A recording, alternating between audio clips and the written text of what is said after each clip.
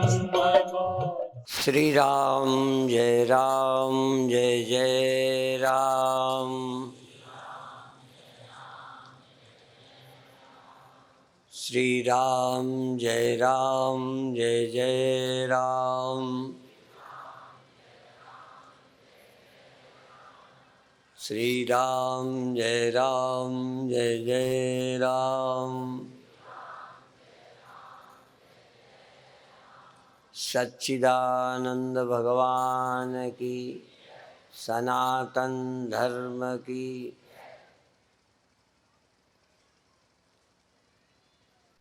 मृत्यु सबकी होती है, अर्थात सब शरीर का त्याग करते हैं। बहुत वृद्ध माताएं और पुरुष मृत्यु के दुख से दुखी नहीं होते। थोड़ा बहुत जरूर लगता होगा, चूँकि परिवार में रह रहे हैं, मोह है और दिन रहने को मिल जाए। लेकिन चूँकि शरीर छूटना ही है, तो उनके मुख से हमने ये सुना कि शरीर छूट जाए, इसकी हमें चिंता नहीं है, पर आगे हमारा उद्धार हो, हमें अच्छा जन्म मिले, ऐसी इच्छा होती है। भारत के लोग कहीं गहरे में ये मानते ही हैं कि पुनर्जन्म होता है। इस पुनर्जन्म के विश्वास के कारण देह छोड़ना मृत्यु नहीं लगती, देह छोड़ना अगले जन्म में जाना जैसा लगता है।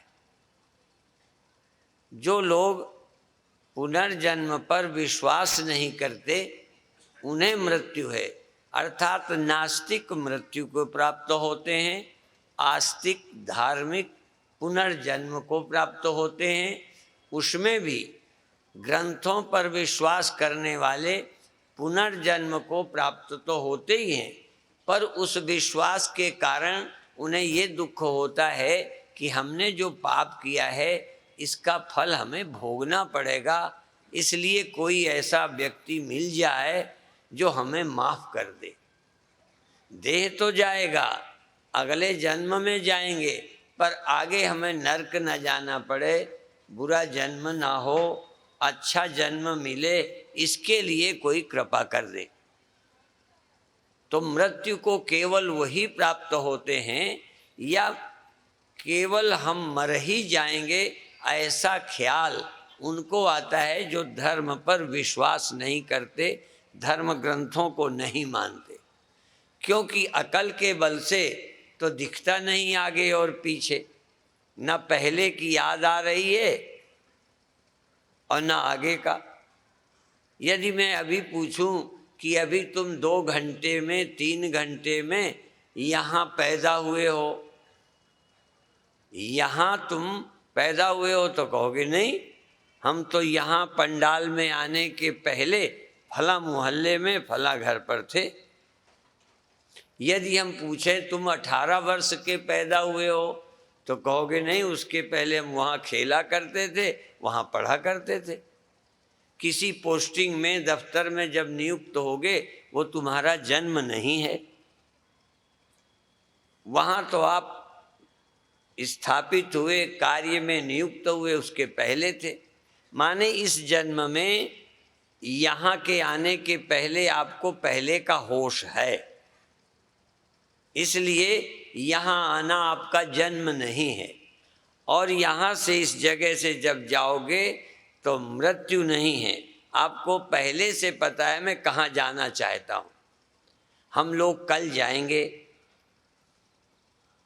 जाएंगे कि मरेंगे?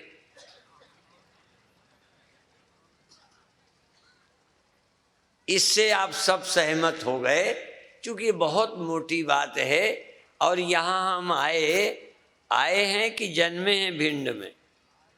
हाँ, हम यहाँ आए, हमें पता है। तुम्हें चाहिए ना पता हो कहाँ से आए, पत्रिका जो पढ़ते होंगे वो भी जान गए होंगे कि कहाँ से हम आए हैं, और पत्रिका वाले ये भी बता देंगे कि अब आप यहाँ से कहाँ जाएंगे। ठीक है, हमारा सब प्रोग्राम सेट है, पर ये इस बुद्धि इन इंद्रियों से दिख रहा है। पर इस देह धारण के पहले कहाँ थे, हमारी अकल काम नहीं करती, आपकी तो करती है। देखो हम मंच पे बैठ के बोल रहे हैं, हम अपनी अकल से नहीं जान पाए कि शरीर के पहले कहाँ हम थे। हमें ये याद नहीं है, स्मरण नहीं आ रहा कि हम इस धारण के पहले कहाँ थे, कहाँ देह था, किस परिवार में थे, किस देश प्रांत में थे, और इसके बाद किस देह प्रांत में जाएंगे वह भी स्पष्ट नहीं है। ठीक, लेकिन हम धर्म ग्रंथों के आधार पर मानते हैं कि पहले कहीं थे, अब कहीं हैं, आगे कहीं जाएंगे। मेरे सन्यास का हेतु भी इतनी ही यही विश्वास था बस। और ये विश्वास कि आगे जन्म होता है, कर्मों का फल भोगना पड़ता है। हे भगवान आगे ठीक ठाक रहे, तो भगवान को तो मनाते थे, पर ये था कि अच्छे काम करें तो अच्छी जगह जाएंगे, इतना पक्का था। जानते नहीं थे, पक्का था, विश्वास इसको कहते हैं। उस विश्वास ने बुराई से बचाया, और उस विश्वास ने कि बार बार जन्मेंगे तो कभी न कभी बड़ी दुर्दशा होगी। देश में, संसार में, भिंड में यदि किसी का दुख आपको दिख रहा हो तो वो दुख हमें भी कभी हो सकता है। मनुष्यों को नहीं, पशुओं को, कुत्तों को, जीव जंतुओं को, सुअरों को, बिच्छुओं को, हाँ सांपों को, कोई भी कष्ट, ठंडी का, गर्मी का, प्रकृति से, रोग से कोई भी कष्ट जो किसी को हुआ है, मुझे नहीं भी सही तो आगे कभी हो सकता है। इस जन्म में नहीं तो अगले जन्म में हो सकता है। और जितनी योनियां हैं उन सब योनियों में कभी न कभी गए होंगे, याद नहीं, आगे जाएंगे। इसीलिए एक शब्द हमारे यहाँ प्रचलित है, 84 लाख योनियों में घूम करके मनुष्य देह में आए हैं। अब हमें न तो गिनती मालूम है न याद है, आपको मालूम हो तो हो, पर एक बात पक्की है कि हम जिस जाति समाज में जन्मे हैं उनका ये विश्वास है, उनके ग्रंथों में है, तो हमको भी ये विश्वास है। तो जब हर योनि में गए हैं और या जाएंगे, तो जो सांप के साथ होता है, सुअर के साथ, कुत्ते के साथ, बिच्छू के साथ, आदमी के साथ, निर्धन के साथ, बीमार के साथ, वो सब हमारे साथ हो सकता है।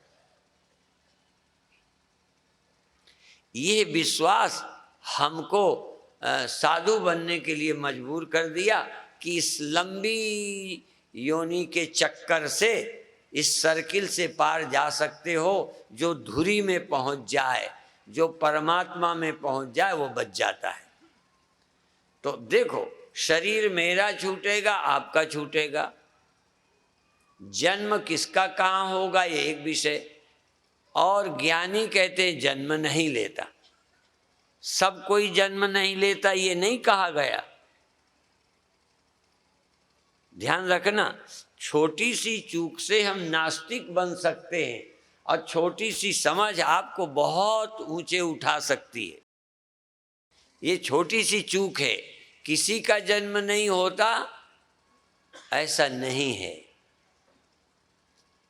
यहाँ तक सपने तक हम अलग अलग देखते हैं। सो जाना हम सबका समान है, नींद हमको आ जाती है, आपको तो नहीं आती, आती है, हम लोगों को आती है। सपने सबके एक ही जैसे, कोई चोरी करता होगा स्वप्न में, किसी का एक्सीडेंट होता है, कोई पढ़ाई करता है फेल हो जाता है स्वप्न में, कोई पास हो जाता है। अब ये स्वप्न सबका अलग अलग है। नींद आ गई, जगत को भूल गए, स्वप्ने अपने अपने। ऐसे ही देह का त्याग, जन्म अपना अपना। जन्म एक जैसा नहीं है, देह तो मिलेगा पर कैसा दे, कैसा प्रारब्ध, कैसी जगह, कैसे लोग मिलेंगे, कैसा परिवार, वो हमको वैसी ही जगह भेजा जाएगा जिस लायक हम हैं। और जो लोग मुक्त होना चाहते हैं वो कर्म से ऊपर उठकर, कर्तापन से ऊपर उठकर, क्योंकि करना, आप कर्तापन से अच्छा काम करते हैं, क्या गुनाह है? अच्छा काम कर रहे हो, कर्तापन बना रहे। अभी अभी सुन रहे थे ना, कर्तापन से कर्म करो, लेकिन उससे क्या होगा? कर्म करोगे तो कर्म करने का प्रयोजन होगा स्वर्ग जाना, नरक से बचना। तो वो जो आपका सोच है वो कर्म का हेतु है, अभी प्राकृतिक नहीं है, स्वाभाविक नहीं है। जानवरों का कर्म पाप पुण्य की कल्पना के बिना होता है। पेड़ का देखो, हम लोग ये तो उदाहरण देते हैं कि वृक्ष जो है अपने को नहीं फलता, नदी अपने लिए पानी नहीं बहाती, जमीन अपने लिए नहीं है, पर क्या पेड़ अपने लिए फल सकता है? उसको तो अकल ही नहीं है। इसलिए पेड़ अपने लिए भी नहीं फलता, दूसरे के लिए भी नहीं फलता, फलता है। और ये भी नहीं कि जो मालिक है उसके लिए फलता है। जो पेड़ लगाता है वो अपने अधिकार के कारण ले लेता है, पेड़ की ओर से कोई दूसरा ले जाए तो मना नहीं करता। इसलिए पेड़ न मालिक के लिए फलता है, न चोर के लिए फलता है, न बेईमान के लिए, न ईमानदार के लिए। पेड़ तो फलता है, नदी तो बहती है। जैसा कि कई लोग नदी के पानी को ये भी कहते हैं, तुलसी पंछिन के पिए घटे न सरिता नीर। नदी का पानी चिड़ियों के पीने से घटता नहीं है, चिड़ियाँ पी लेती हैं फिर भी बहता है। तो दान किए धन ना घटे, जो सहाय रघुवीर। ये तो चलो पंछी, हम लोग नहाते हैं, धोते हैं, नदियाँ नहरें निकाल लेते हैं, कभी वो मना नहीं करती, पर वो कितना उपयोग हो सकता है जितना पानी हो। आज पानी घट रहा है, अब पानी घटने में भी पानी की कोई गलती नहीं है। पानी तो बस बह रहा है, उसको किसी को लाभ हो जाता है, पानी बरस रहा है, कभी फसल को नुकसान हो जाता है, कभी फायदा। क्या बादलों को भी पुण्य मिलता होगा? मैं ये कहकर बताना चाहता हूं कि मनुष्य के सिवा कोई ना तो पापी है न कोई पुण्यात्मा है।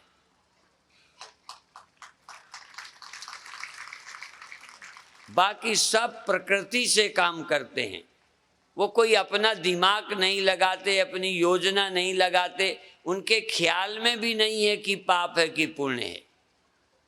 आप बैंगन का भरता खाते हो, आलू की सब्जी, आलू खाते हो और लौकी खाते हो, खाते समय आपको पाप लगता है? कभी ख्याल आया कि हम पाप कर रहे हैं? देखो, ये आपको पता ही नहीं, अच्छा उस पर ख्याल नहीं। तो अब ये देखो, जब बिल्ली चूहा खाती है तो वो क्या कर रही? लौकी नहीं खा रही, बैंगन नहीं चबा रही, भिंडी खा रही। बिल्ली को क्या पाप, कुत्ते को क्या पाप? और जब हम कहते हैं सुअर गंदगी खाता है, सुअर कभी गंदगी खाता है? सुअर तो हलवा खा रहा है। गंदगी तो तुम्हारी खोपड़ी के लिए है। यदि गंदगी होती तो सुअर क्यों खाए? ऐसे ही हम कहते हैं चिमगादड़ उल्टा लटका है बेचारा, यदि लटकने में तकलीफ होती तो तुम कोई जबरदस्ती लटका रहे हो, खुशी से लटका है। जैसे तुम बेडरूम में कई बतख या चिड़ियां दोनों पैर से चलती हैं, रहती हैं, खड़ी होती हैं, जब सोती हैं तो एक पैर को वो छाती में चिपका के एक पैर से सोती। देखो कलाबाजी। जागती हैं तो दो पैर से, देख लेना कहीं। जब सोने लगती हैं तो एक पंजे को छाती से यूं करके एक पंजे से, जैसे हम दो पंजों से मयूरासन करते हैं, देखा होगा, दोनों हाथ से मयूरासन। एक हमारे परिचित हैं, वो एक हाथ से मयूरासन कर लेते हैं, हमने देखा है, फोटो भी है, एक हाथ से। चलो एक हाथ से मयूरासन कर लेगा थोड़ी देर, दो से थोड़ा ज्यादा देर करेगा, आराम से दिन भर बैठ लेते। अब वो चिड़िया सोते में एक पैर ऊपर करती है, और ये चिमगादड़ सोते में ऊपर लटके हैं। जब उनका दिन होता है, देखो हमारे दिन में वो सो रहे हैं लटके हुए, सोने में लटके हैं, और बाकी उड़ते हैं, फिर रात को चुनते खाते। ये देखना है कष्ट क्या है, दुख क्या है। इसी तरह अभी अभी एक घटना, छोटा बच्चा किसी माँ के पेट में, छोटा बच्चा माँ के पेट में मर गया। बच्चा बनने लगा था, हृदय धड़कने लगा था, छोटा था, चूहे जैसे पंजे होंगे, इतना सा होगा छोटा। उसकी मृत्यु हो गई। कल मृत्यु हुई थी, आज उसे निकाला गया होगा। देखो अब अभी उसको क्या मृत्यु, अभी हमारी तरह दिमाग विकसित, जीत रहा है, पंपिंग हो रही है। जैसे तुम सोए हो तो तुम्हारा हृदय धड़कता है, नहीं धड़कता? अब सोए में हृदय धड़कता है, सोए सोए मृत्यु हो जाए। मेरे जानते उस बच्चे को अभी कोई बहुत तकलीफ नहीं हुई होगी। तकलीफ हुई माँ को, तकलीफ हुई बाप को, तकलीफ हुई जिनको बच्चे की आवश्यकता थी। ऐसे ही तमाम सृष्टि बनती मिटती रहती है, उनको कोई खास तकलीफ नहीं है। और इसी कारण से धीरे धीरे हमारे गाय भैंसें होती, तुम्हारे भी हैं, भैंस को कीड़े लग गए तो उसके घाव में ये इसकी कीड़े वाली गोली, हाँ, जो बहुत बदबू देती है, उसको कूट करके उसके घाव में अपने हाथ से हम भर देते थे। अब भर देते और थोड़ा बहुत बुरा लगता, वो फिर कीड़े मर जाते, ठीक हो जाते। जानवर को कोई बेहोश करके इलाज नहीं करता, होश में बना रहता है, चीर देंगे, इंजेक्शन लगा देंगे, फाड़ देंगे। अब हमारा कुछ करना होता है तो शून्य करते हैं उतनी जगह को, चूंकि हम ज्यादा कष्ट दुख महसूस करते हैं। और कष्ट तो थोड़ा बहुत सब प्राणियों को होता है, अनेक योनियों में कष्ट, चारा न मिले, ठंडी लग रही है, भूख से तड़प रहे हैं, गर्मी के दिनों में सियार, जंगली जानवर, ऐसी जगह जहाँ पानी नहीं मिलता, खाने की सुविधाएं नहीं रहती, बड़े तकलीफ से टाइम बीतता है। अब उनके पास खेती नहीं, कोई मकान नहीं, दुश्मन से निपटने के साधन नहीं, इसलिए पशु योनि मनुष्य से ज्यादा बुरी है। लेकिन उनको हम भोग योनि बोलते हैं। भोग योनि माने कर्मों का फल भोग रहे हैं, वो कोई कर्म योनि नहीं है, वो नए कर्मों का कर्ता नहीं, निर्माण नहीं करता। मनुष्य पुराने कर्मों का फल भोग भी रहा है, और चोरी करके, बुराई करके, ईर्ष्या करके, निंदा करके, चुगली करके, बिना मतलब भेदभाव खड़ा करके मेरा तेरा बनाकर पाप करता है। और उस पाप का फल इसे आगे भोगना पड़ेगा। ये हमारे शास्त्र का निर्णय है और इसको हम मानते हैं। हम देखो इनकार कुछ नहीं कर सकते। फिर अंत में बता दें, कल एक विषय छेड़ा था, याद करो। कौन कहेगा कि हम जगते नहीं सोते नहीं? कौन कहेगा जगने में जगत के देह में आने पर लाभ हानि सुख दुख भूख प्यास लगती नहीं? ईमानदारी से बताएं। और ये बात मंच वाले भी सोचें कि जब जगते हैं तो भूख का पता चलता है तो खाते हैं। मान लो भूख लगी हो, खाना न मिले, कई बार अपने लोगों को नहीं समय पे मिलता तो कष्ट होता है। ठंडी में कपड़े ना हो। अभी एक दिन प्रोफेसर प्रेमचंद जी गए, स्टेशन में रात काटनी पड़ी। इतना प्रचार के बाद भी कभी समय आ जाएगा। और हम ऐसे हैं, कहो पता नहीं कहाँ कोई कष्ट आ जाए, कोई चेला साथ ना हो। यद्यपि ये लोग कहते हैं आप अकेले मत जाया करो, पर मैं अकेले चल पड़ता हूँ। इस बल पे चल पड़ता हूँ कि जब जो होना है हो जाएगा। हम लोग विश्वासी ज़्यादा हैं। भारत के लोग कभी न कभी कुछ कहने के बाद अंत में कहीं न कहीं भगवान का विश्वास कर लेते हैं। जो होना है होगा। यदि भगवान चाहेंगे तो वहाँ भी कोई मिल जाएगा, और नहीं तो हमारा चेला दूसरे डिब्बे में बैठा रहेगा, हम वहाँ दुर्दशा होती रहेगी। क्या करेंगे? हाँ, और मैं थोड़ा कंजूस हूँ।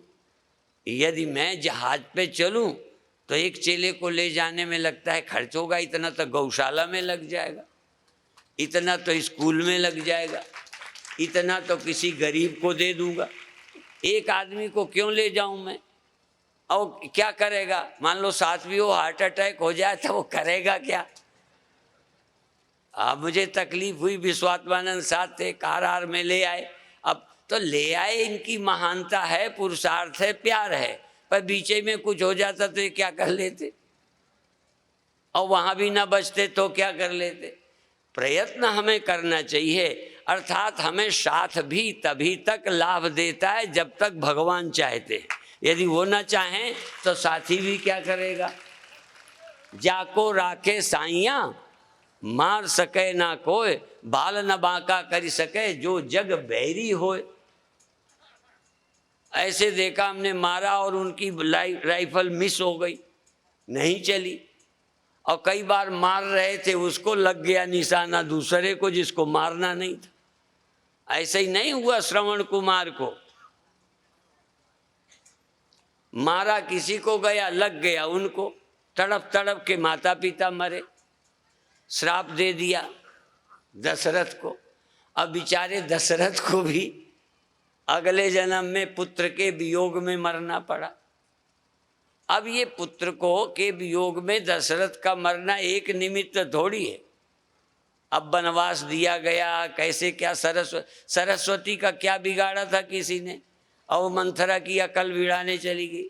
वो जैसे हो भवितव्यता तैसी मिले सहाय, आप न जावे तहाँ पर ताही तहाँ ले जाए। उनको अपने कर्मों का फल भोगना था। सरस्वती ने मति फेरी मंथरा की, मंथरा ने कैकेयी की, अब कैकेयी ने जोर डाल करके राम का वनवास। अब पति भक्त थी, प्रेमी थी, पर अकल हो जाए तो अपने पति को जहर दे दे। जो अपनी उंगली रथ पे लगा सकती है, प्यार नहीं था। पर वही जब कर्म दुख देना चाहते हैं तो वैसे ही अकल हो जाएगी। चेले गुरु का मर्डर कर देते। अभी आज अखबार में पढ़ा, अपने दो बच्चों साथ एक स्त्री ने सुसाइड कर लिया अपने बच्चों को मार के। अब ये दुनिया क्या है? एक बात ये सब समझा कर क्या कहना चाहते हैं कि तुम व्यक्ति देखो, ब्रह्मा भी, एक कल्पना करो, यदि ब्रह्मा कोई शरीरधारी है तो जरूर बूढ़ा हुआ होगा। मुझे नहीं पता, पर एक बात दावे से कहता हूं, यदि शरीरधारी है, ब्रह्मा पैदा हुआ है तो जवान हुआ होगा, बूढ़ा हुआ होगा और फिर रिटायर्ड हुआ होगा। वो बूढ़ा प्रजनन लायक न रहा होगा। हाँ, तुम यदि बस तुम्हारी जवानी थोड़े दिन की है, वो जी हजारों साल चली होगी बस। और भी बताएं, कुत्ता 20 साल में 1 साल में जवान हो जाता है, बच्चे होने लगते हैं, 5-10 साल अच्छे बच्चे इकट्ठे ढेर ढेर पैदा करता है, और तुम्हारे रहते कुत्ता पैदा हुआ, तुम्हारे रहते जवान हुआ, तुम्हारे रहते नाती पोते वाला हो गया और मर गया, और तुम अभी बूढ़े भी नहीं हुए, तो तुम कुत्ते के ब्रह्मा नहीं हो।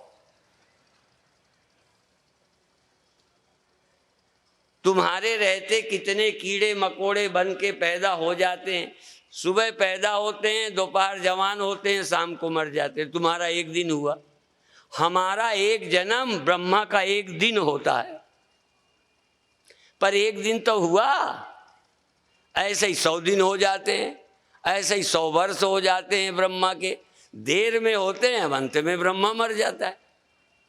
तो चाहे कम उम्र वाला मरता है, मरने की समस्या है, 100 वर्ष वाले की मरने की समस्या है। यदि कोई साधु 1000 वर्ष जी ले तो 1000 वर्ष जीने के बाद उस मौत को मौत नहीं कहेंगे। तो फिर ब्रह्मा क्या है? यदि फिर सुन लो, यदि मरना है तो ब्रह्मा का भी है, और नहीं मरना है तो उस मरने से तुम भी मुक्त हो सकते हो।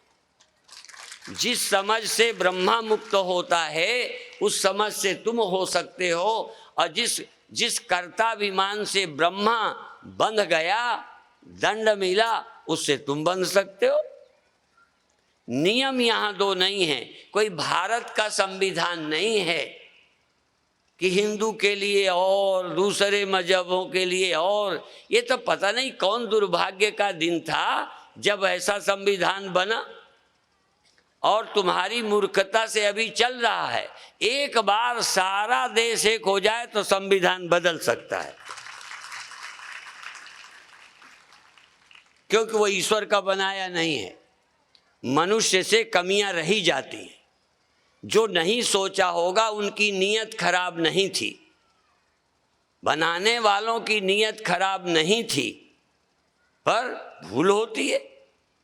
वो सोचे भी नहीं होंगे कि संविधान का इतना दुरुपयोग किया जाएगा।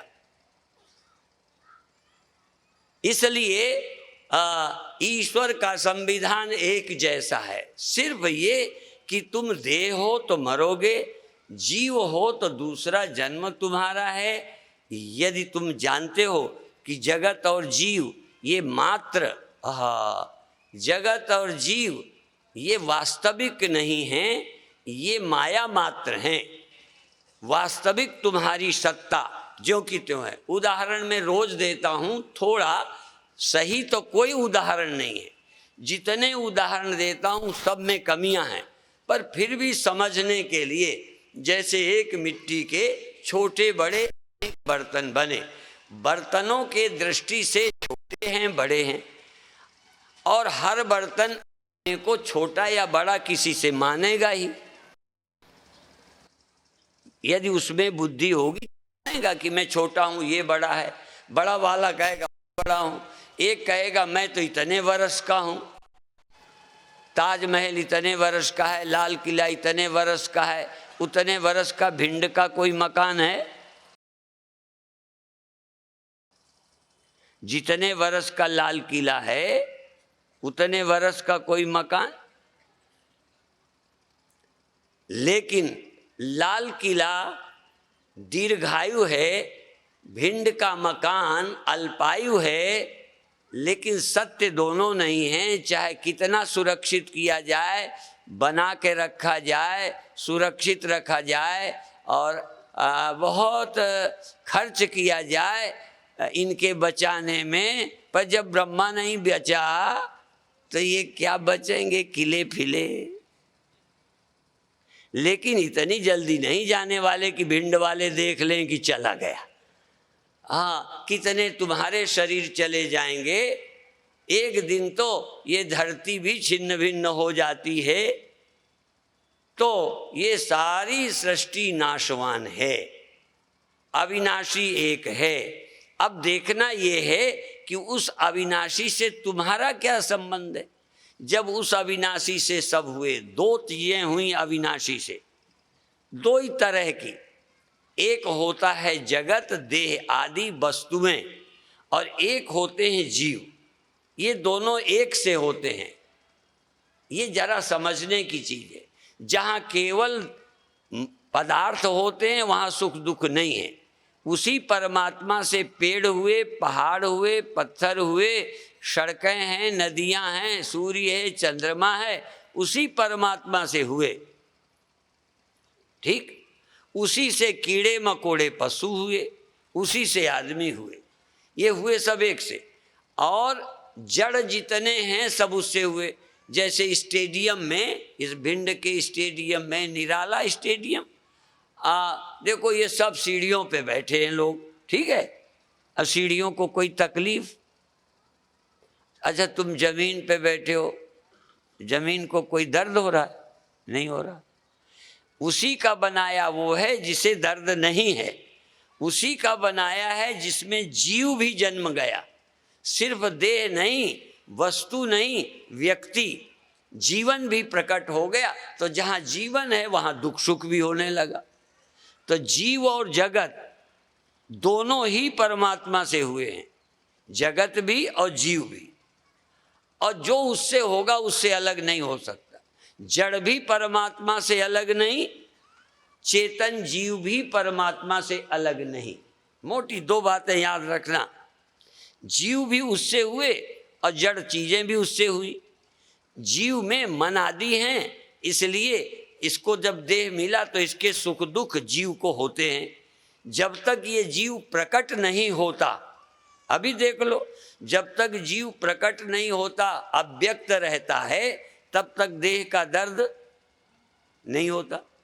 देह गल भी जाए, सड़ भी जाए, जल भी जाए, अजीव के बेहोश करके या प्राणांत के बाद जलाते हो, पिता तड़फता नहीं, बाबा तड़फा नहीं। हमारी नानी, हम तो नानी को फूकने के बाद साधु बने, इतना बड़ा पुण्य हुआ।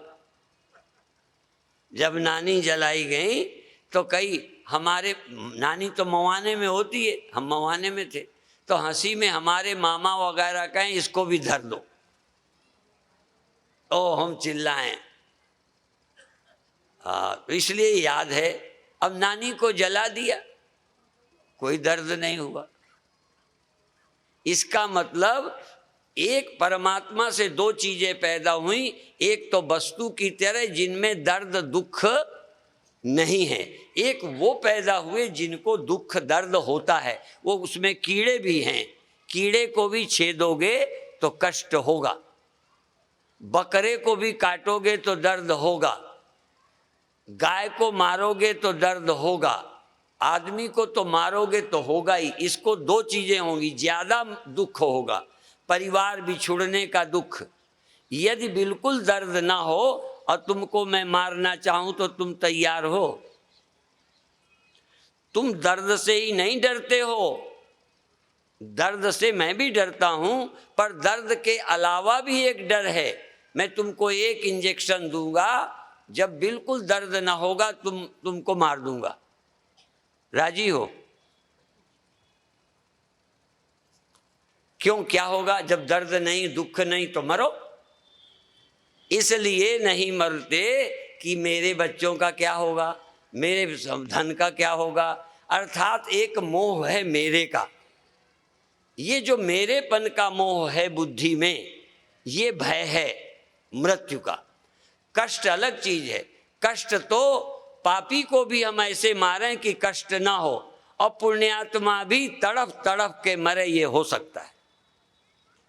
मृत्यु एक विचित्र घटना है जो गलत बीमारी से होगी, तकलीफ से होगी। कई योगी साधु भी तकलीफ से शरीर छोड़ा और कई पापी आराम से मर जाते।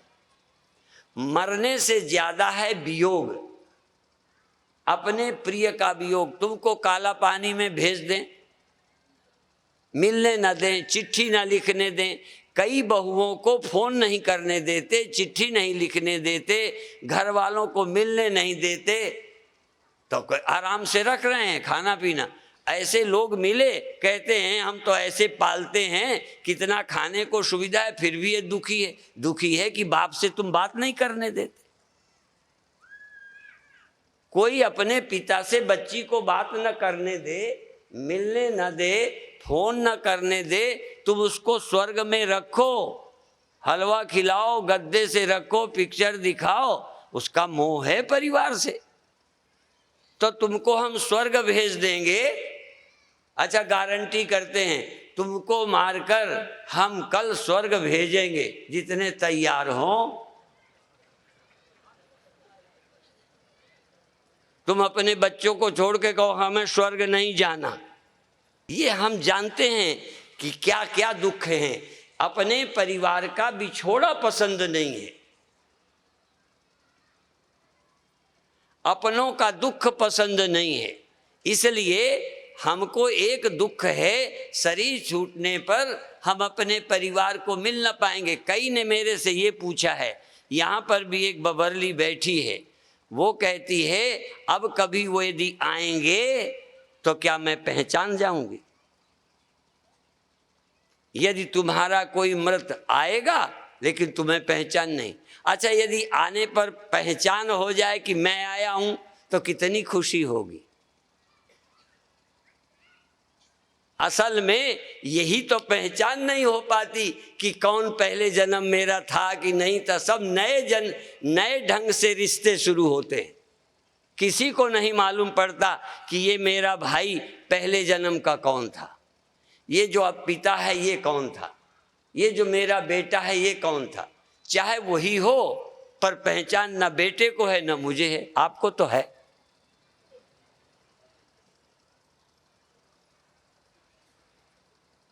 मेरी जब माँ नहीं रही, देखो मैं झूठ नहीं बोलता, व्यास गद्दी से बोलता हूँ, मेरी माँ नहीं रही, मुझे माँ से बहुत प्यार था और माँ के कहने पर भी मैं माना नहीं, साधु बनने का संकल्प नहीं छोड़ा। अंत में इतना मान लिया कि तू मेरे जीते नहीं बनना, मेरे न रहने पे जो मन है सो करना। बस वो मरी, 6 महीने नहीं हुए मैं चल आया। साधु तो बन गया पर मेरा मोह था। मैं इतना रोया नहीं, पहले से था कि मुझे किसी से मोह नहीं। मर जाए कोई, मर जाए पिता, मर जाए लड़का, मर जाए भाई, मर जाए फलाना हो जाए, ऐसा सब सोचा। लेकिन एक बात और हो गई, मृत्यु के बाद मोह तो था मेरा, लगे कहीं तो पैदा होंगी। अब ये विश्वास कहीं तो पैदा होंगी, तो मैंने सोचा 9 महीने के बाद, 8 के बाद जो जो बच्चे पैदा हों सबको ज्ञान कराऊंगा, सबको मुक्ति दूंगा, तो मेरी माँ अपने आप मुक्त हो जाएगी। माँ ने इतना लंबा काम करूंगा अपनी माँ के लिए। कई बार एक हमारा विकलांग बच्चों का विद्यालय बना है, सिर्फ इसलिए कि बनाने वाले का लड़का विकलांग है। एक लड़के के लिए पूरी संस्था बना दी। मैं अपनी माँ के मुक्ति के लिए शुरू में लगता था सबको और किसी से लड़ूं नहीं, कहीं वो मेरी माँ ही ना हो, किसी को अपशब्द कहूँ, कहीं वो बच्चे के रूप में आई हो, तो अच्छा व्यवहार करने का मन हो। जब कोई बूढ़ी माँ से, बूढ़ी स्त्री से प्रणाम करने आती है और साधु खिरझिरा के बोलते हैं, तो लगता है क्या मैं अपनी माँ को ऐसा कर सकता था। मान लो तुम्हारी माँ स्टेज में आ जाए साधुओं की, तो एक बुद्धू मूर्ख अपनी के लिए न कह पाओगे। कई तो अपनी को भी नहीं छोड़ते, मुझे मालूम है, लेकिन अधिकतर की ये बात बोलता हूँ कि तो अब हमें क्या लगने लगा कि सब लोग तरेंगे तो माँ मेरी तरनी चाहिए। और वो जीते जी भी जब मैं राम नाम जपने लगा तो माँ ने कहा मैं भी भजन करूँगी, उनको राम नाम बताया। फिर मैं आर्य समाजी बना, उनको ओम बताया। जैसे गुरुजी बदलते गए चेलों को बदलते गए। बात समझे? मैंने राम नाम माता को बताया, फिर ओम बताया, तो माँ ने दोनों अनुभव बताए। कहें जब मैं राम राम कहती हूँ तब मुझे तमाम लोग दिखते हैं, परशुराम, सीता और सब, चूंकि रामलीला में देखे असली समय तो थी ही नहीं। तो जब राम कहें तो राम हैं, लक्ष्मण हैं, विश्वामित्र हैं, परशुराम हैं, फिर देखने वाली जनता सब ख्याल में आए। कहें जब मैं ओम कहती हूँ तो कुछ नजर ही नहीं आता।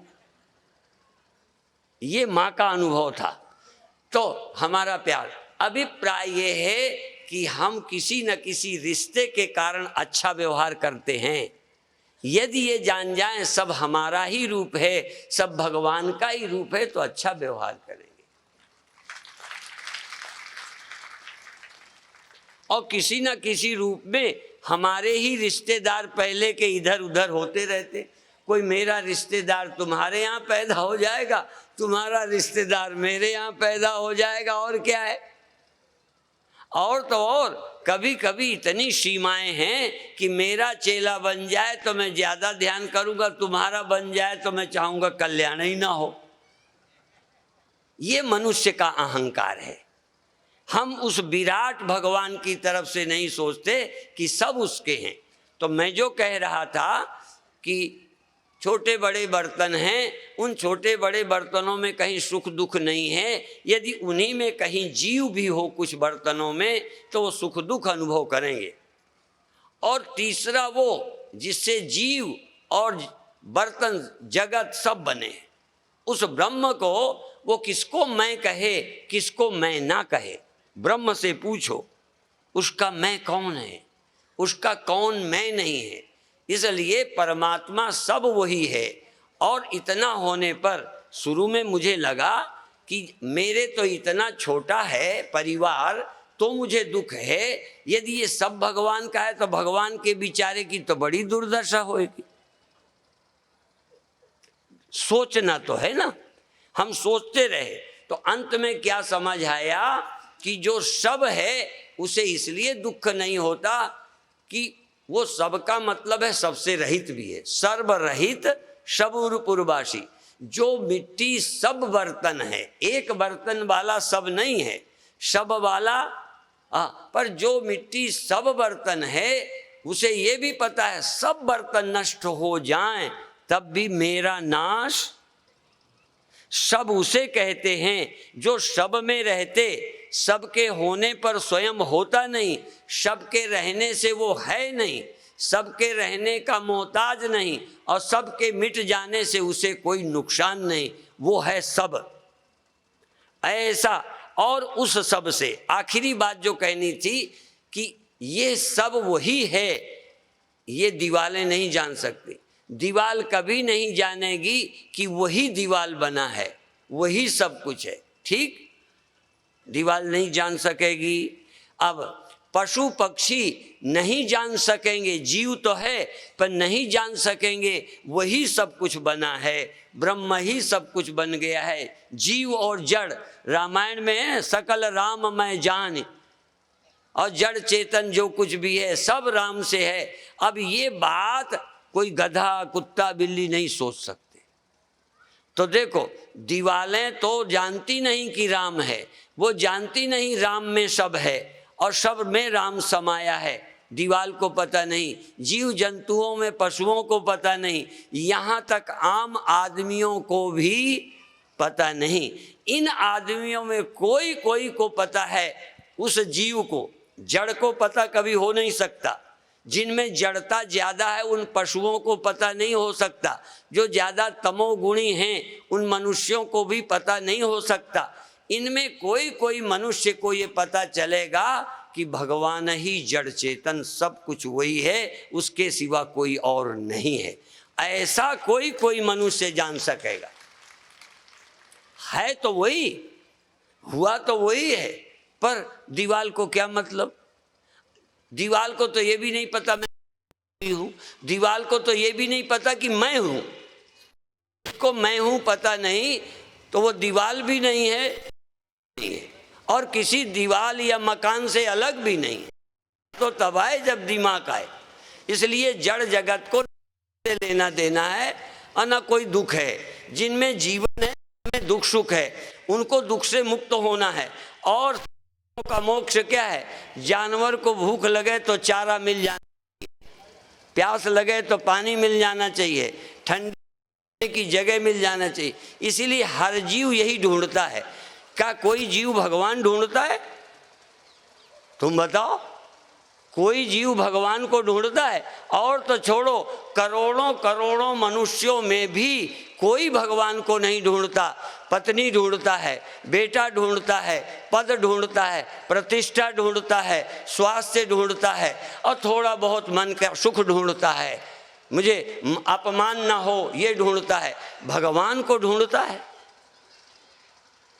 इसलिए नर सहस्रमा सुनो पुरारी, को एक होए धर्म व्रत धारी, धर्मशील कोटिन मह कोई, विषय विमुख विराग रत होई, कोटि विरक्त मध्य श्रुति कहाई, सम्यक ज्ञान सुकृत को लहाई।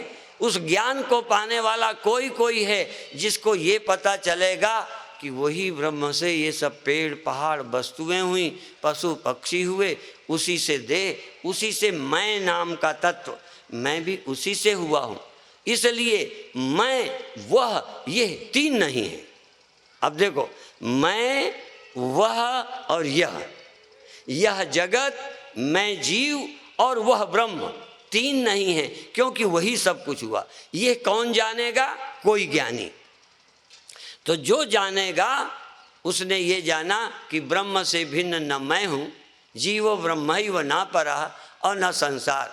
संसार ब्रह्म से अलग नहीं है, संसार की एक एक कण ब्रह्म से अलग नहीं, पर कण को पता नहीं कि ब्रह्म मुझ में है। यह पता सिर्फ, अब ब्रह्म को इसकी जरूरत नहीं, सिर्फ इसका पता लगाने की जरूरत जीव को है, और वो मनुष्य जीव को है। इसलिए मनुष्य ही उसको खोजता है और ये जान जाता है ब्रह्मै वेदम सर्वम, और ये जान जाता अहमे वेदम सर्वम। चूँकि मैं ब्रह्म हूँ, ब्रह्म मैं है, इसलिए मैं ही सब कुछ हूँ, सब कुछ मेरा स्वरूप है।